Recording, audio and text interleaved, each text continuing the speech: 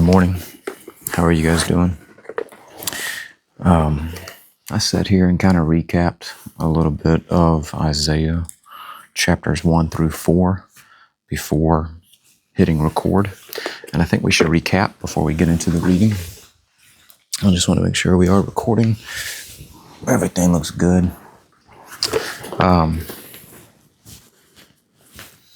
Hopefully there's no interruptions in this recording by my phone because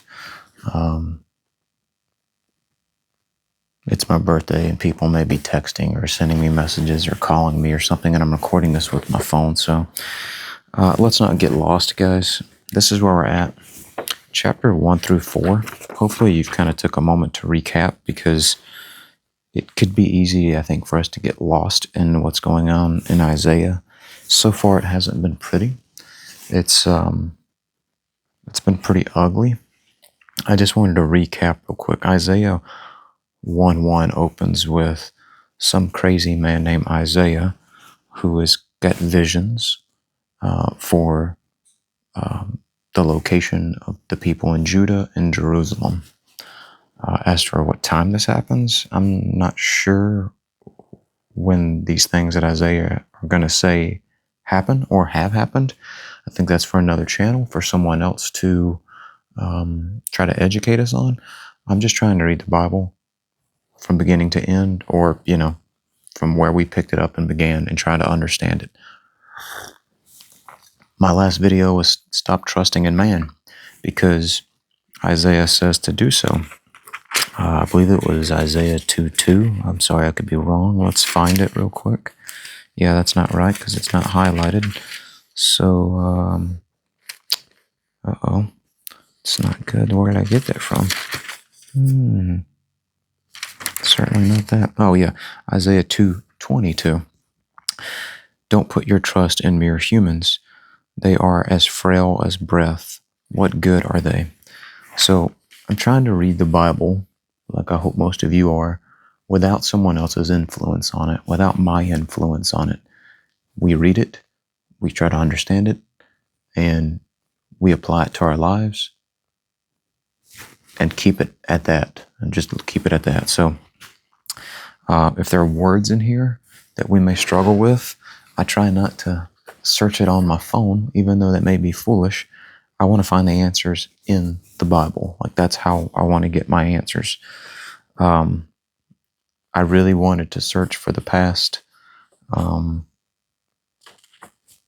10 minutes about the word Zion, because it's mentioned frequently, it looks like, in Isaiah and probably Jeremiah as well. I only know that because, not because we've read the book of Jeremiah yet, that'll be coming up, but I have another Bible here where I thought, they have a concordance in the back, so you can kind of like locate verses, or like if you can think of a word like Zion, you can go see if the word's in there and see where it's located, but it only goes as far back as Psalm 137, so it seems like David must have said it at some point. I'm going to assume, as of right now, in my knowledge of reading the Bible, that Zion is Jerusalem, it's Judah, it's a location where God's people are. That could be wrong, just to be very clear with you, but from what I can gather from my NIV Bible and a concordance and this Daily Walk New Living Translation Bible, that's all I got to go from so far, unless I could remember where it was located well before this, but I can't because I haven't read it. Well, with you lately anyway, and I'm not going to search it out on my phone. I want the answers to come from God's Word. So yeah, there's a crazy man. I call him crazy because, do you guys feel as though when we think of prophets, just like the internet has shown us with images and videos, that it's just some crazy looking man who probably speaks gibberish, looks like he's probably got a beard that hasn't shaved in 3 years. He doesn't bathe himself. His hair is long. He wears dirty clothes like sackcloth, that some worse than any clothes you could find at like a thrift store. It's like a hobo on the side of the street who hasn't bathed or washed his clothes or changed them in a year. Like that's what I envision in my head when I think, oh, a prophet.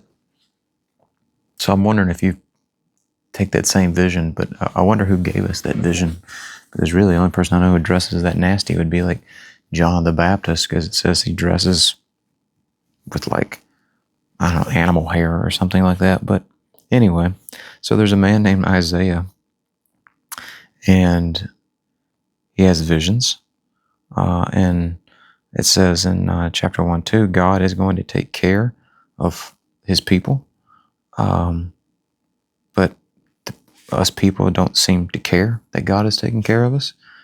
We pretty much ignore him. We disobey him. Isaiah then begs us to please be clean, to get rid of our sin. God will help us, but we must listen to him. That's in verse 120. He then basically goes on to end the rest of chapter 1 where how Jerusalem is a complete embarrassment. I guess we could take that as us as well. God's people are an embarrassment because we don't listen, we disobey. In chapter 2, we're invited to the reality that there will be a such thing as the last days. Don't know what that means. It means the end of earth, I guess. That the Lord will be in control in those days of all nations and international disputes. That's rather interesting. There is a reality of the day of judgment, which is mentioned in chapter 2, verse 11. And on that day, only the Lord will be exalted. It doesn't mention that all gods or other gods, little g gods, will go away, but it mentions that all idols will disappear, and there will only be this God. Chapter 3 says, chapter 3 is pretty ugly. Chapter 3 talks about how God will take away everything from Judah, everything that it depends on. It will take away its food, its leaders. It's going to take away clothing, take away beauty, take away intelligence, respect for one another, knowledge, kindness, and that's going to be pretty ugly. But then it mentions that in chapter 3, verses 9 through 11, that though godly people will be okay, but the wicked people are doomed. Chapter 4, again, kind of rough. It says that the Lord will wash Zion of filth, and it will cleanse Jerusalem of its bloodstains.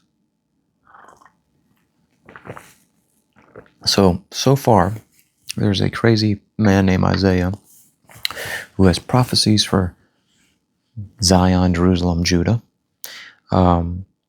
He's letting us know that God's people are pretty much an embarrassment to God. We are disobedient.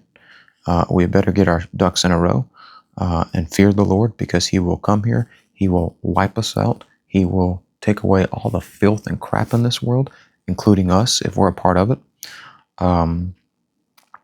He will protect his people who love him. So love the Lord, I guess. Fear him and love him, right? That's what it says. Isaiah has instilled a strong sense of fear in us at this point. If we weren't already understanding that God has in the past killed and wiped out people, he can do it again. He will do it again. I'm sure that doesn't make people happy, but that's what the word says, okay? And he does say that he will take care of his people who are godly, that love him. So far it's been ugly. And for some reason I wrote down as a note here to remind myself of Ecclesiastes, chapter 9, verses 1 through 2. So I want to go find that real quick as a reminder.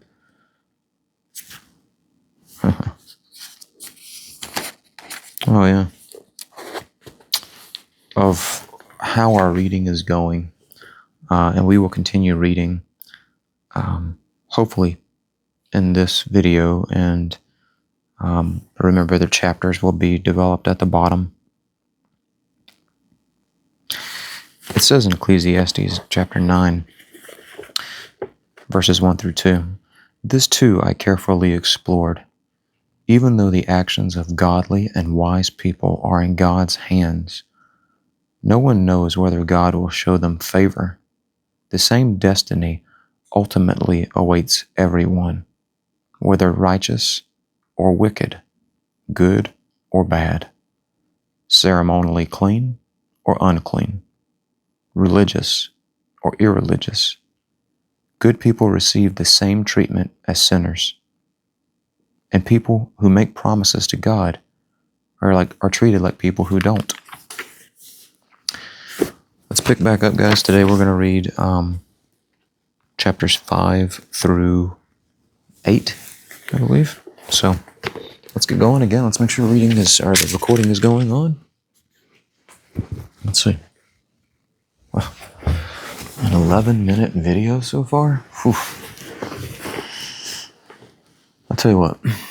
Let's end this. Let's upload it as a recap, and then we'll have a reading video all to itself of chapters 5 through 8. Let's do that.